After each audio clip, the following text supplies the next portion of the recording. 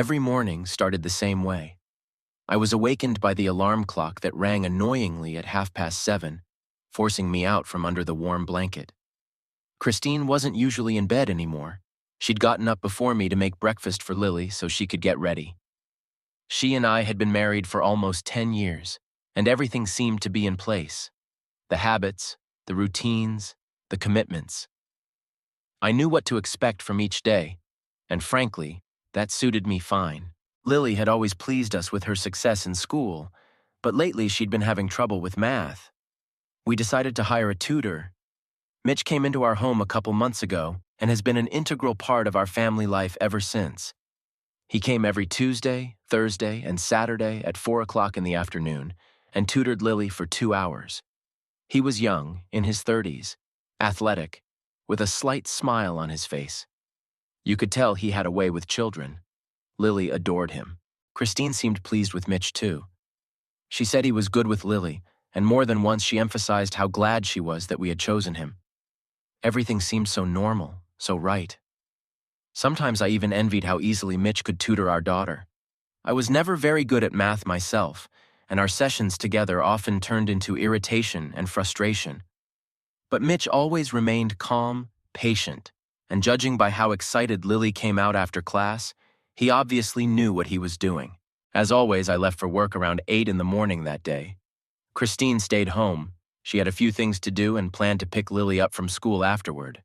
I was sure that everything was fine, that everything was going my way.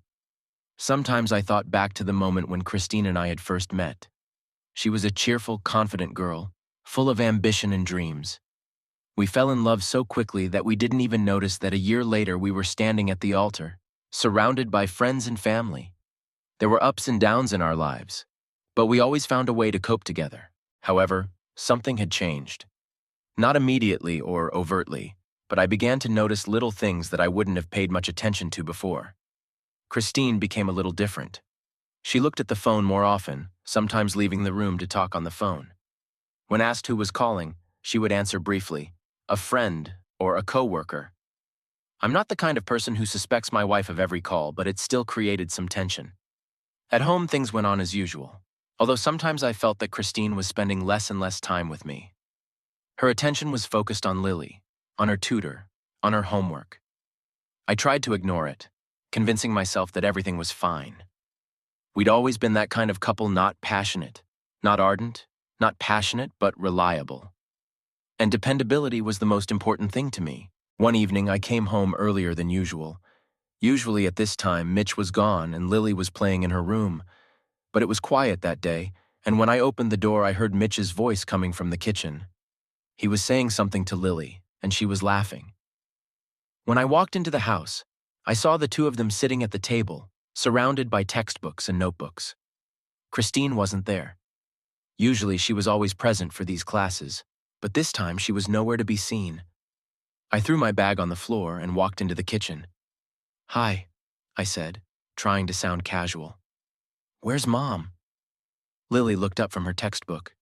"She went to the store," she said, like it was something perfectly normal. I nodded. It didn't seem out of the ordinary, but for some reason, something inside me twitched. Christine usually said when she was going somewhere, especially when Mitch was at our house. I didn't say anything and tried to suppress that worry. However, that night when Christine came back, she looked strange. I asked where she'd been, and she said she'd just gone to get groceries. But her voice was somehow detached, and she avoided my gaze. That was the first time I felt something was wrong. The next day was business as usual. I left for work, Christine went about her business, and Mitch came over to tutor Lily. But now I was more attentive to the little things. I started noticing the way Kristen looks at Mitch when she thinks I can't see, the way she laughs at his jokes, even if they didn't seem particularly funny. These little things were starting to pile up, like little pieces of a mosaic adding up to a picture I didn't want to see. A couple times I caught myself thinking that maybe I was just winding myself up, but every day that feeling grew. Christine started leaving the house more and more often, saying that she had to meet her friends or run errands. I tried not to pay much attention to it, but there was a strange uneasiness growing inside me. It's a feeling you can't ignore, even if you try to convince yourself that everything is fine.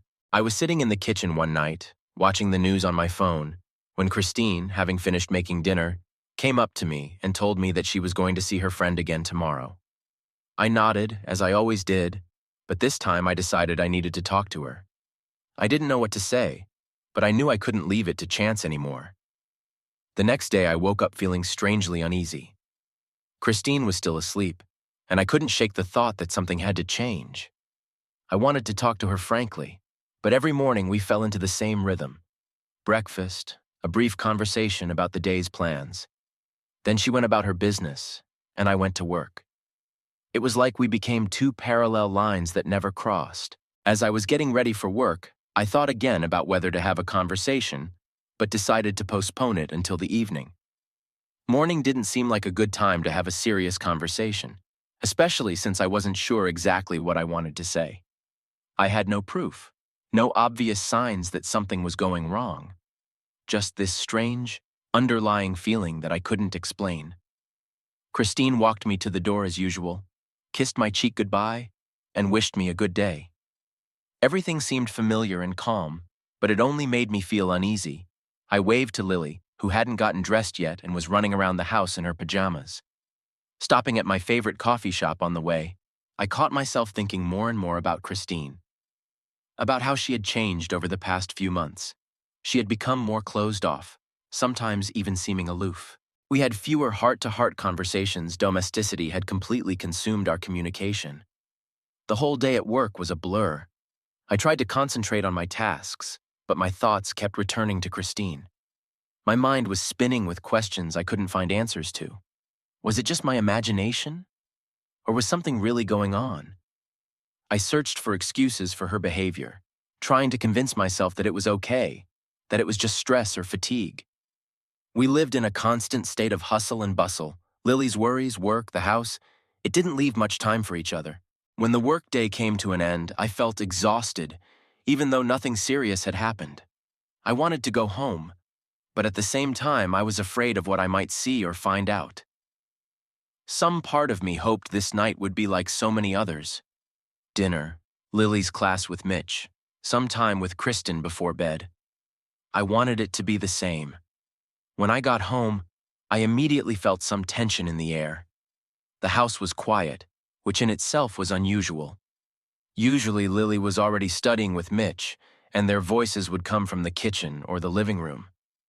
But right now, I couldn't hear her voice or his. I hung my coat on the coat rack and walked into the kitchen.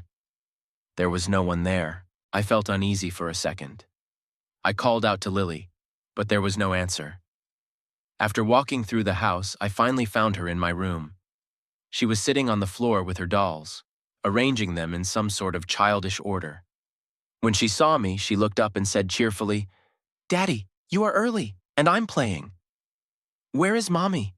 I asked, looking around. "She's with Mitch," Lily answered, still playing.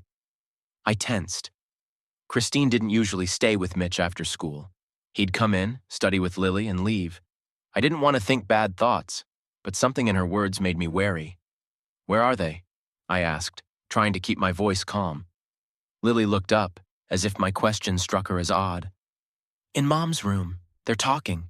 Lily's words hit me like a hammer blow. I stood in the hallway, feeling something inside me crack. Talking in the bedroom?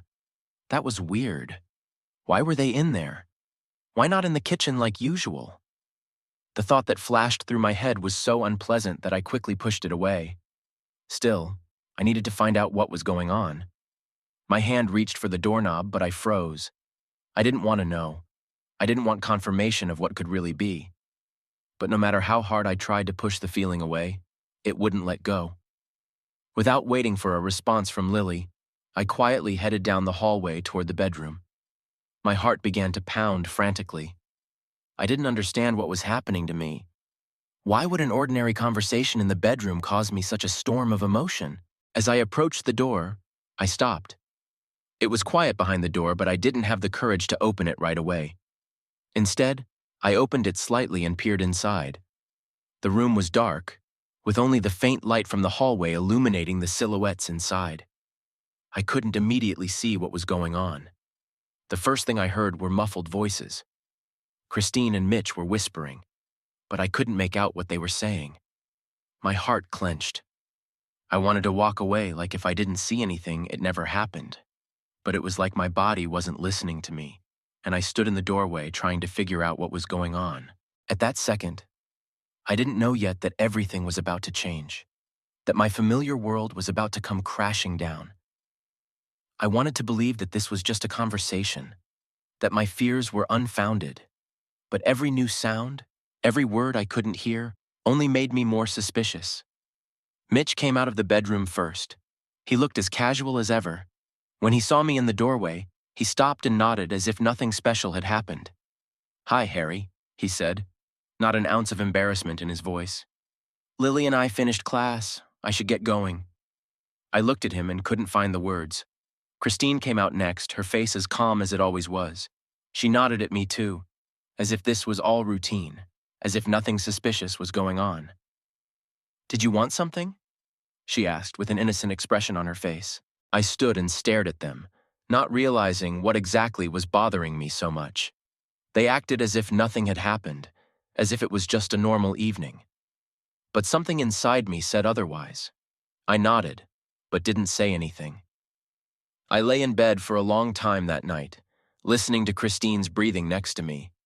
She slept peacefully, and I kept trying to figure out what was going on.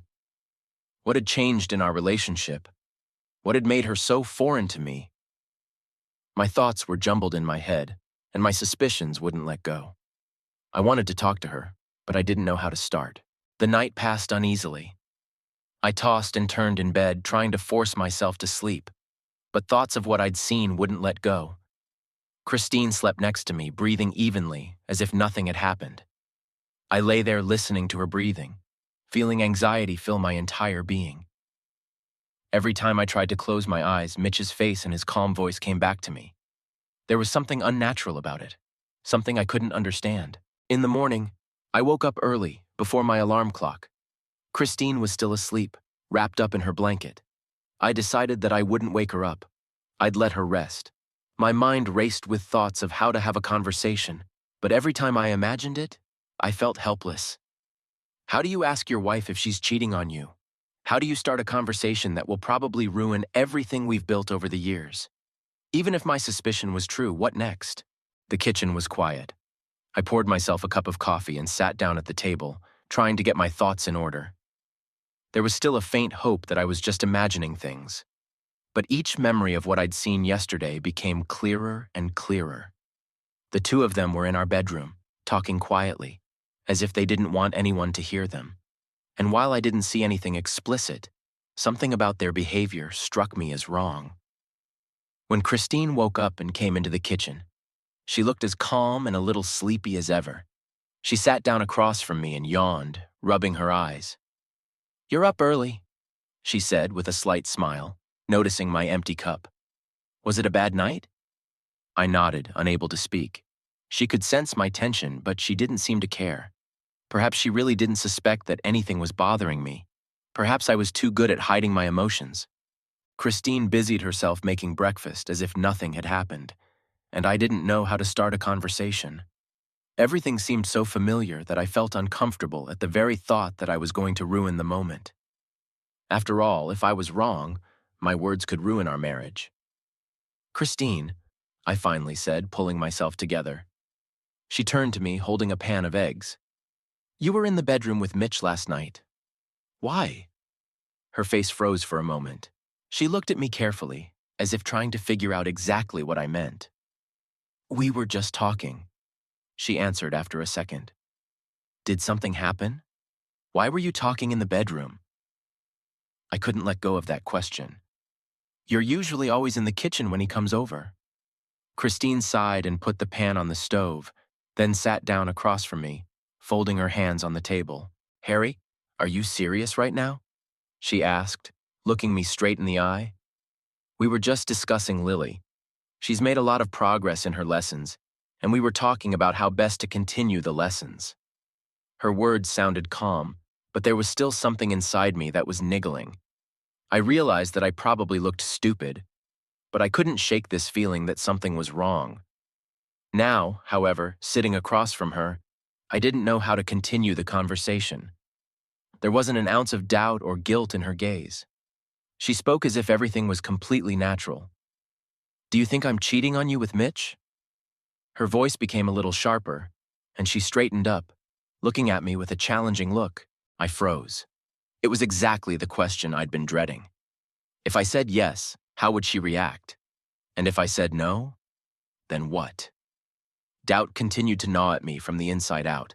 "I just don't understand why you were in the bedroom," I finally said. "You have to admit, it's a little weird." Christine snorted and turned away. "Harry," she began, turning to me again. "If you don't trust me, tell me straight out. We can't have a marriage if you keep thinking I'm cheating on you. Do you know how much business we have with Lily? I'm on my feet all day, and then there's you and your suspicions." Her voice was harsh, but it wasn't aggressive. It was more like fatigue. It was hard for me to argue with her. I really had no proof other than my own feelings. Maybe I really had too much on my mind. Maybe it was all just my fears and insecurities.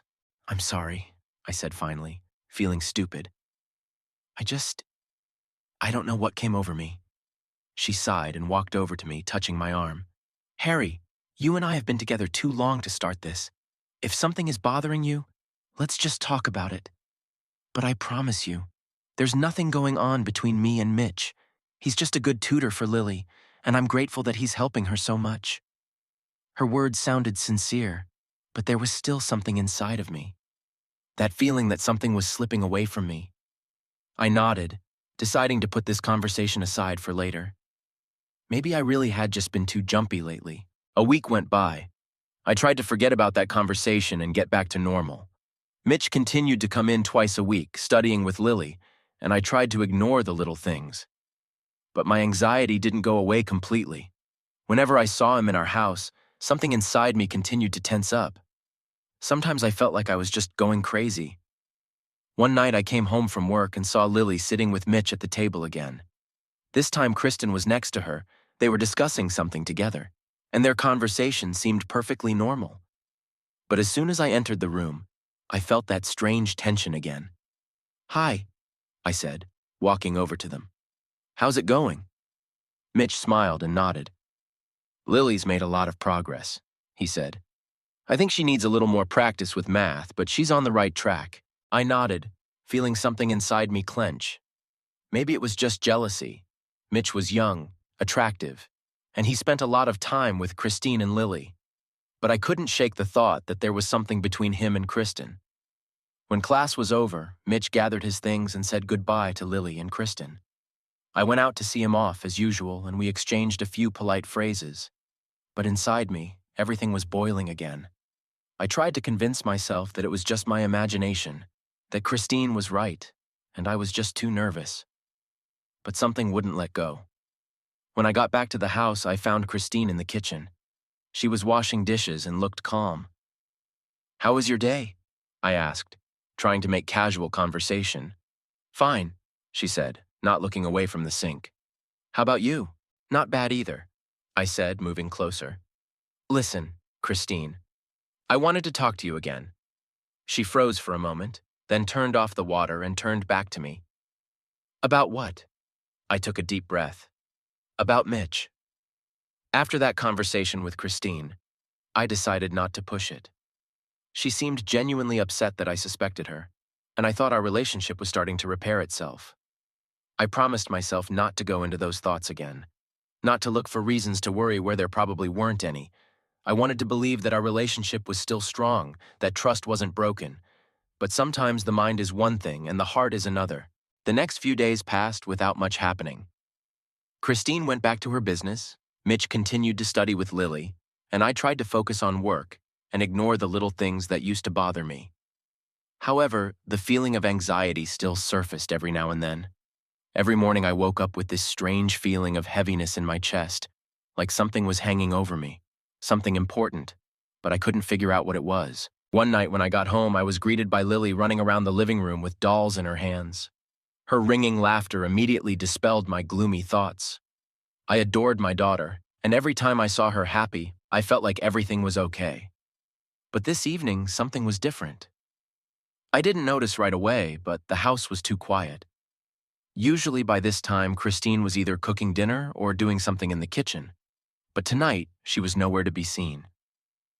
"Hi, Sunshine," I said, walking over to Lily. "Where's Mom?" "Hi, Daddy." "She went to the store," Lily replied nonchalantly, continuing her game. I was surprised. Christine didn't usually go to the store this late, much less warn me that she was going out.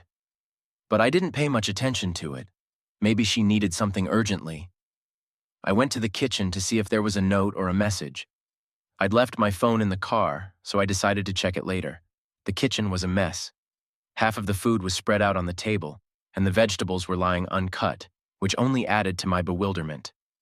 Christine was clearly going to cook dinner, but had suddenly left. Could something have happened? But if so, she'd definitely call me. I checked the refrigerator. Everything was a mess in there, too, as if she'd interrupted her business halfway through. I stood for a few minutes, contemplating what to do next. The conversation with Christine about Mitch was coming back to me in my mind. She'd assured me that there was nothing between them, that I was worrying for nothing. But at that moment, something inside me prickled again. Where could she be? Lily returned to her room, and I sat down at the table, listening to the silence in the house. I wondered if I should call Christine, but I decided to wait. Time stretched slowly, and I became more and more convinced that this night was not like the others. About an hour passed. Lily had already gone to bed, and Christine still hadn't returned. I checked my phone, but there were no messages from her. Anxiety grew inside me. I dialed her number, and after a few beeps, she answered. "Hi," she said. Her voice sounded steady as usual. "Hey, where are you?" I asked, trying to keep my voice calm. "I'm at the store," she answered after a short pause. "I needed to pick up a few things. Could you give me a heads up?" "I was worried," I said, though it sounded calmer than I felt. "I'm sorry, Harry. It's just been a crazy day," Christine replied. "I'll be right back." The conversation ended quickly. I put my phone down on the table and sank back into my thoughts. Everything seemed normal, but the anxiety inside wouldn't let go. Why had she left so suddenly? Why didn't she tell me right away? It all came back to my mind, which I tried to banish from my mind. I didn't want to suspect her again. Didn't want to believe that there might have been something between her and Mitch. Half an hour later, Christine returned. She entered the house with several bags in her hands and went straight to the kitchen, not paying much attention to me. I sat at the table watching her. "Is something wrong?" I asked when she started putting out the groceries. "No, nothing," she answered without turning her head. There was fatigue in her voice, but she didn't seem nervous. Everything looked familiar, like she was just out running errands. But I couldn't shake the feeling that something was wrong. Finally, she finished putting the food away and came over to me, sitting down across from me and looking me in the eyes. "Harry, are you still worried?" Her question caught me off guard. I wanted to say no, but I realized that would be a lie. My worry wasn't going anywhere. I nodded. "I just don't understand," I began. "You left so suddenly. I was worried." She sighed and looked at me again with a tired expression on her face. "Harry, I told you before, didn't I? I don't have anything with Mitch. We were just talking about Lily, that's all. You have to trust me." I remained silent, trying to figure out how I felt. On one hand, I knew she was right. I had no proof that she was cheating on me, but on the other hand, I couldn't shake the feeling. "You do realize that I just want things to go back to the way they were, right?" I said quietly, lowering my eyes to the table. "I understand," Christine said, her voice softer. "But you have to stop looking for problems where there aren't any." We sat in silence for a few minutes before she got up again and went upstairs, leaving me alone in the kitchen. I sat there staring into the void, feeling that despite her words, something had changed after all. For the next few days, I tried to calm myself down. Time passed, and every day seemed the same to me. But one evening when I got home from work, I was again alarmed by Christine's absence from home. It was after 6. Lily was doing something in her room, and I was sitting at my desk, staring at my phone as if waiting for some kind of answer. Suddenly, the phone rang. It was Mitch. "Hey, Harry." His voice sounded as cheerful as ever. "I wanted to see how Lily was doing. Is everything okay with her classes? I've noticed she's gotten more confident, but I wanted to talk to you about a few things." "Hey, Mitch. Everything's fine. Lily's happy," I answered, a little surprised by his call. He rarely called me directly. Usually, issues were discussed with Christine. "That's great. Listen, I think we can intensify the work on math. She's already mastered the basics, and now we need to focus on the harder problems. I think if we continue at this pace, she'll be way ahead of the program by the end of the year." "That's great," I said, but my thoughts were far away from talking about Lily. Mitch continued to talk about plans for the next classes, but anxiety was boiling up inside me again. Why hadn't Christine told me about such important details? Why had Mitch decided to call me instead of her like he usually did? I tried to focus on the conversation, but the feeling wouldn't let go again. "Harry, are you listening to me?" His voice brought me out of my thoughts. "Yeah, sorry, I was just thinking a bit," I said, trying to focus. We agreed on the next lesson, and I hung up. But that call only made me more anxious. A few more days passed, and I tried not to delve too deeply into my suspicions. Mitch came over. Lily studied with him, and Christine was acting like nothing had happened again. I tried to convince myself that everything was fine. But as soon as I was distracted or alone for a second, I started thinking again that something was wrong between Christine and Mitch. It was another Saturday night. Lily had just finished her class with Mitch and ran to my office. I was sitting at my desk trying to finish reading an article that had been gathering dust on my desk for a few days now. Lily ran into the room cheerfully, as always, with joy on her face. She loved studying with Mitch, and it always lifted her spirits. Her joy was comforting to me at first, too. Everything seemed to be going right. But as soon as I heard her next question, the anxiety inside me flared up again. "Daddy, why did Mom and Mitch go into the bedroom again?" Lily asked, bouncing up and down by my desk as if her question didn't matter. She didn't even look at me, continuing to play with her doll. I froze. My daughter's words hit me like ice water. My body tensed up. My thoughts instantly started rushing in different directions. I realized I couldn't just ignore it. I'd heard it before, seen them together in the bedroom, and then I hadn't had the courage to continue the conversation. But now, Lily had seen it again. "What did you say, Lily?" I asked, trying to stay calm, but my voice trembled slightly. "Well, they went there after class, as usual," Lily said, raising her eyes to me with childlike innocence. "I thought you knew." My heart pounded faster.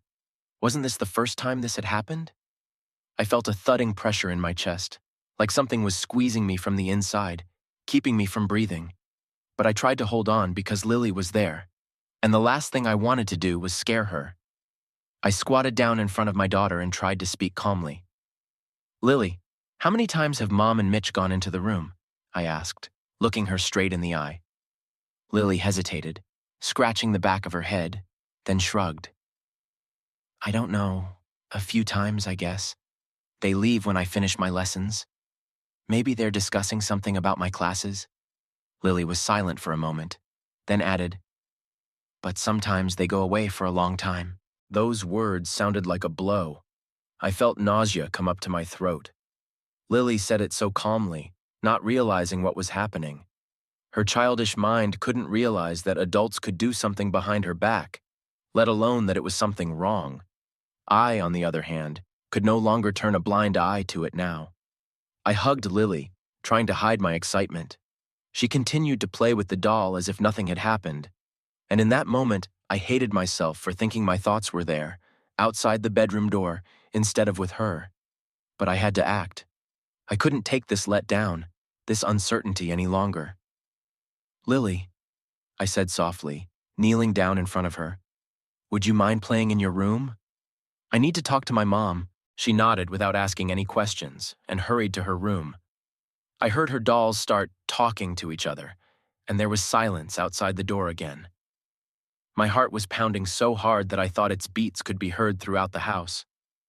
I stood in the hallway, hesitant to step forward to the bedroom, knowing that something that would change my life might be happening there. Gathering my thoughts, I finally walked slowly down the hallway. My mind was rushing with memories of all the little things I had tried to ignore before. Every glance, every brief touch between Christine and Mitch, their whispers outside the door, it all added up to one big picture that I didn't want to see. But now, I had to know the truth. As I approached the bedroom door, I stopped. I needed to think again, to pull myself together, but every moment of waiting hurt me. I stood in front of that door, knowing that behind it could be the answer to all my questions. My heart beat faster again. My hands were wet, but I grabbed the handle and pushed the door open. The door opened, and I saw Christine and Mitch. They were standing by the window, and the moment I walked in, they both turned to look at me. A deafening silence hung in the room. I stared at them, unable to comprehend what exactly I was seeing. They weren't touching each other, but they were standing too close, too intimate, as if there was something going on between them that I couldn't see. "What's going on here?" I asked, feeling my voice trembling. I couldn't hide my suspicions anymore. Mitch glanced at Christine, but she spoke first. Her voice was calm, too calm for this situation. "We're just talking, Harry," she said, shrugging slightly, as if it were something casual. "Are you starting that again?" "Lily said that you often go off to your bedroom after class," I continued, not taking my eyes off her. "Is that true?" Christine sighed and crossed her arms over her chest. "So? We discuss her progress. Mitch is helping her, and I need to know what's going on with her training. Do you seriously think there's something wrong here?" "Harry, you're starting to get on my nerves with your suspicions." She said it with such indifference that I felt scared. There wasn't an ounce of alarm in her words, no attempt to justify herself. She just kept acting like I was a paranoid person making up non-existent problems. Mitch had been silent the whole time, watching us. "We've been over this, Harry," Christine continued. "I don't know what to tell you other than that you're wrong." I stood in front of her, feeling stupid and helpless. My intuition was screaming at me that something was wrong here, but I couldn't find any proof. Christine was denying everything, and Mitch was acting as calm and confident as ever. "Do you believe me?" she asked, looking me straight in the eye. "Because if you don't, our marriage is over." Her words hung in the air. I looked at her and felt something inside me clench. This moment, this question was the turning point for everything we had. I knew our future depended on the answer, but what could I say? My suspicions stayed with me, but I had no proof. I didn't know how to fight this shadow that shrouded our relationship. "I want to believe," I said quietly, lowering my gaze. "But it's hard." Christine was silent. Her silence spoke more than words. Mitch finally sighed and picked up his things. "I think I should go," he said. "I'll see you in the next class." He walked past me, and I felt something leave my life with every step he took. After that conversation with Christine, I felt even harder. I tried to convince myself that she was right, that I was really wrong, that my suspicions were just a figment of my troubled imagination. But the doubts persisted. My mind raced with questions I couldn't answer, and each new day only reinforced the feeling that something was slipping away from me. Christine went on with her life as if nothing had happened, as if our conversation hadn't mattered. I was alone with my fears and suspicions. Lily didn't mention Mom and Mitch going into the bedroom anymore, but I couldn't shake the thought that it was happening behind my back. I decided not to ask my daughter any more questions. I didn't want to alarm her by dragging her into my worries. But there was a growing feeling inside me that the end was near, and I needed to know the truth, whatever it was. A few days passed, and I had just about resigned myself to the fact that I would never find answers to my questions. But one evening, I stayed at work longer than usual. The whole day had been hectic, and I hadn't even had time to eat a proper lunch. Plus, I couldn't stop thinking about Christine and Mitch. Every time I remembered Lily saying they'd gone back to the bedroom, a wave of anger and helplessness came over me. I finished all my errands and was about to leave the office when my phone vibrated. It was a text from Christine. She texted that Lily was already asleep and that she was going to go to bed early because she was tired. Something about her message struck me as odd. Usually when I was late, she would ask when I'd be back or write something like, "Miss you." But not this time. There was something cold, detached about her words. The anxiety inside me flared up again. I left the office and sat in my car, trying to decide what to do next. I felt uneasy, and I couldn't shake the feeling that something was wrong. Even in the morning, Christine had seemed too calm, too indifferent. She tried not to bring up our relationship like everything was fine, and I began to doubt myself again. Halfway home, I suddenly made a decision. Instead of driving straight home, I decided to drive around the corner, to another street, to wait and see what was going on at the house. This decision came spontaneously, but I felt it was the right thing to do. I didn't know what to expect, but I felt I had to do it. I stopped the car a block away from the house so that it couldn't be seen from the windows. My heart was pounding, and the only thought in my head was that I had to find out the truth. I sat in the car for about 10 minutes, staring intensely into the light of the windows of our house. The bedroom light was on, and I couldn't shake the feeling that Christine was hiding something from me. I slowly got out of the car and headed toward the house. Inside me, everything was boiling. My footsteps seemed too loud, and I tried to walk as quietly as possible. I walked around the back of the house so as not to attract attention. Climbing up onto the porch, I walked over to the bedroom window, trying to peek inside. My heart was pounding so hard it seemed to echo throughout the house. I couldn't see anything at first. The curtains were slightly closed, but the light from the room allowed me to see silhouettes. I froze in place when I saw Christine standing by the bed. She was saying something, but I couldn't hear the words. Then I saw Mitch. He was standing next to her, and there was something too intimate, too close in his gestures. They looked at each other, and I felt a chill run through my body. My worst fears were confirmed. Christine walked over to Mitch, and they started kissing. It wasn't a brief, friendly kiss. It was something more, something that made it clear that something had been going on between them for a long time that I was afraid to even think about. I recoiled from the window, trying to comprehend what was happening. A strong wave of nausea came over me. Anger, pain, betrayal, all mixed into one. My breathing became heavy, and I clenched my fists, trying to suppress the urge to burst into the house and make a scene. But in that moment, I realized that my actions now wouldn't change the matter. The truth was already in front of me. I stepped away from the window and froze. Tears came to my eyes, and I had to take a few deep breaths to calm myself. I was ready for something to be wrong, but seeing it with my own eyes was an entirely different experience. I didn't know what to do next. There was no point in going back home now.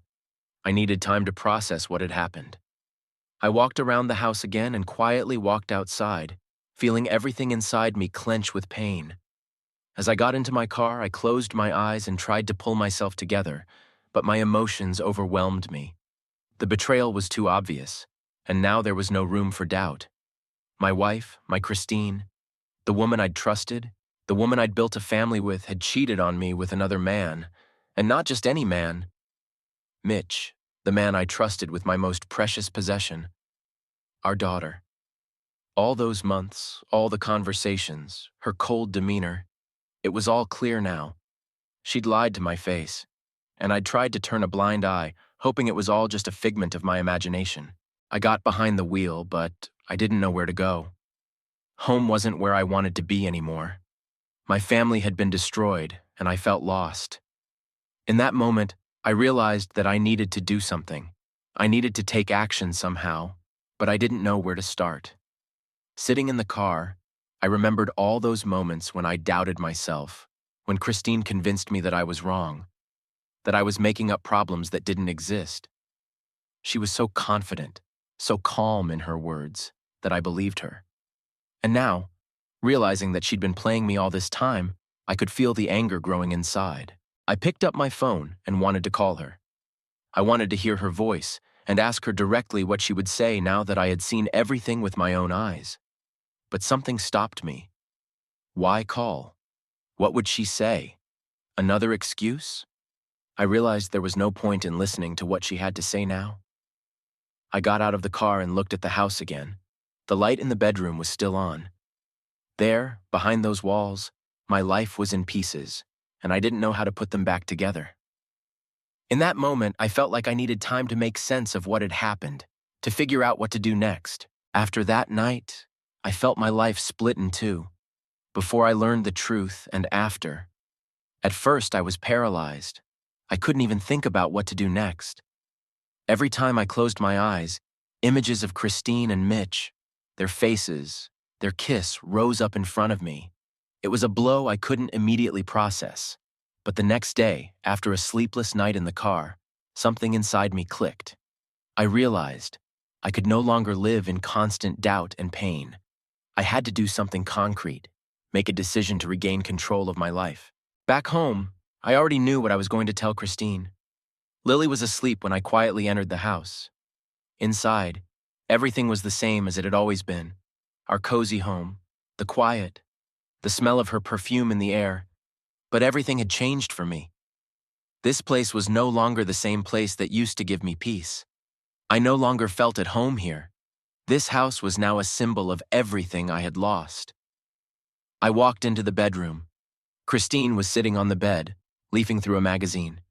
She looked completely calm, as if nothing had happened yesterday. I couldn't understand how she could go on so calmly when I was ready to burst with pain. "We need to talk," I began, trying not to let my voice waver. Christine raised her eyes and looked at me with slight surprise but without fear or guilt. "About what?" she asked, putting the magazine aside. "About us," I said, feeling the anger and pain rise up in my throat again.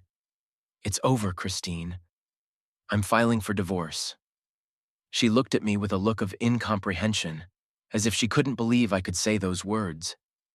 There was a flicker of surprise in her eyes, but I didn't see any regret. She tried to hide her reaction, but I could already see that it wasn't a shock to her. "Harry, are you serious?" she asked, raising her eyebrows. "You want a divorce because of your stupid suspicions?" I felt something inside me boil up. How can she talk about this so easily? How can she pretend it's all my imagination again? "I saw it all with my own eyes, Christine," I said through clenched teeth. "I saw you and Mitch in our bedroom. You cheated on me, and you keep denying it?" She was silent for a few seconds before she answered, as if gathering her thoughts. "Harry, did you really see things the way you think you did? Maybe you misunderstood? We're really close, but that doesn't mean I'm cheating on you." Her words sounded calm, almost cold. It was her indifference that hurt me the most. I could deal with anger, with tears, with anything, but not this indifference. She spoke as if I were a stranger, as if our marriage didn't matter to her. "Christine, I don't care what you say now," I replied, trying to keep my voice steady. "It's over. I can't live with you anymore, knowing that you betrayed me. Lily will stay with me. I'll file for divorce and take her. You're free to go on with your life with whoever you want." Now her expression changed. She realized I was serious. She didn't expect me to make such a firm decision. Her face flashed with surprise, then irritation. "You can't just take Lily away!" she exclaimed, getting out of bed. "This is our child, and I won't let you ruin her life because of your jealousy." "It's not jealousy, Christine," I said, feeling the anger building. "It's the truth. And Lily deserves better. She deserves to grow up in a home where her parents are honest with each other, where there is no betrayal." Christine took a step toward me, her face red with anger. "You can't just take her away," she repeated, but her voice didn't have the confidence it had before. She realized that I had already made up my mind. "I can," I said, looking her straight in the eye, "and I will. I'll talk to a lawyer, and you won't be a part of our lives anymore." She was silent. We stood across from each other, and I could see the uncertainty, the fear glimmering in her gaze. But her pride wouldn't let her admit her guilt.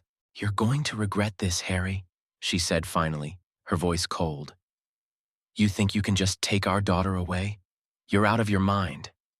I knew that further conversation was pointless. Christine wasn't going to confess, wasn't going to fight for our marriage because it hadn't meant anything to her for a long time. Her words were full of bitterness and anger, but I realized that I wasn't the one destroying our family. She had done it herself. The next day, I decided to take another step. I knew it was important, and I couldn't delay.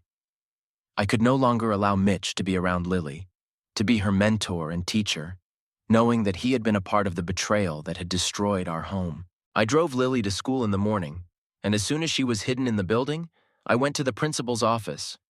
The school was small, and everyone here knew each other. Mitch didn't just work with our kids, he was a tutor for other families as well.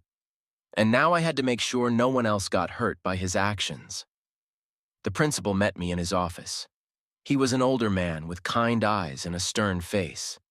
When I walked in, he looked up and smiled. "Harry, it's good to see you. What can I do for you?" I took a deep breath, preparing myself for the conversation. I hated to bring this up for discussion, but I knew it was necessary. "I wanted to talk about Mitch," I began, and the principal frowned. "Is there something wrong with his classes?" "Not really," I answered, feeling my fists clench. Mitch can't work with the kids anymore. I discovered that he was involved in a personal relationship with my wife. He was cheating on me with her, and it was happening right in my house. I cannot allow a man like that to continue to work at the school." The principal stopped talking. He stared at me for a few seconds, as if trying to make sense of my words. Then he frowned even more and nodded. "That's a serious accusation, Harry," he said slowly. "Are you sure you know what you're saying?" "Absolutely," I answered. "I saw it myself, and I won't let him come into our house again or work with other children. It's unacceptable." The principal looked at me again, then sighed heavily and leaned back in his chair. "I hear you," he said. "We'll do an internal investigation, but Mitch will be suspended from now on." I was relieved. This was another step that needed to be taken. I couldn't let the man who had destroyed my home continue to work with the kids he was supposed to be helping. After talking to the principal, I walked out of the school and got into my car, feeling a little lighter on my soul. My life had not yet been rebuilt, and I had a tough divorce and conversations with Lily ahead of me that I couldn't have imagined. But I knew it was the right move. I had to protect my daughter and make sure her life wasn't ruined the way mine had been.